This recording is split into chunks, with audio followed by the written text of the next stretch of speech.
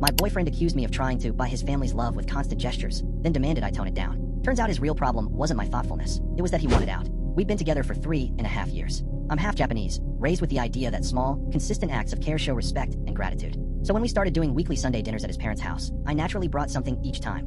Homemade onigiri, a small plant for their garden, fresh pastries from the bakery they loved, or a bottle of sake for his dad. They always lit up when I arrived. His mom would hug me and say I made her feel appreciated. This went on happily for months. Then one Friday evening, as I was packing a beautiful charcuterie board I'd spent an hour arranging, Liam suddenly snapped. Why do you always have to show up with stuff?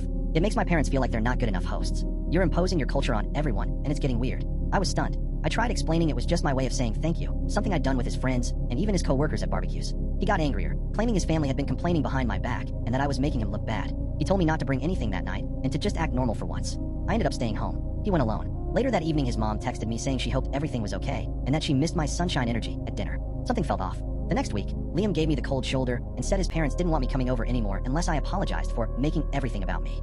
He kept pushing me to send a big apology text to them. I refused. That's when I decided to go over myself and clear the air. Liam panicked when he realized I was serious. He finally broke down and confessed everything. He admitted he'd been texting me from his dad's old phone, which he'd borrowed and then blocked, pretending to be his father asking me to stop coming. The whole their annoyed story was completely made up. His parents actually loved me and had been asking him when he was going to propose.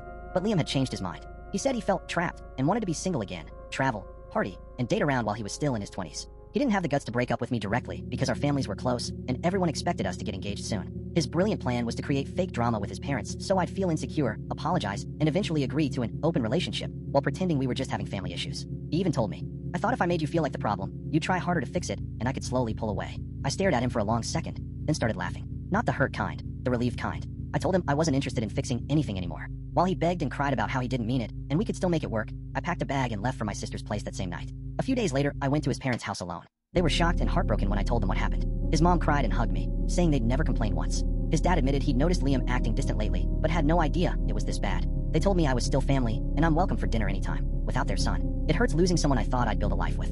But finding out his master plan was this pathetic and cowardly, it made walking away a lot easier. For years of love and loyalty, and he tried to sabotage it with a fake family feud because he wanted to sleep around without looking like the bad guy. I dodged a massive bullet. Now I'm focusing on myself, enjoying Sunday dinners with people who actually value me, and finally planning that solo trip to Japan I've always wanted. Sometimes the kindest thing you can do is let someone's evil little plan backfire completely.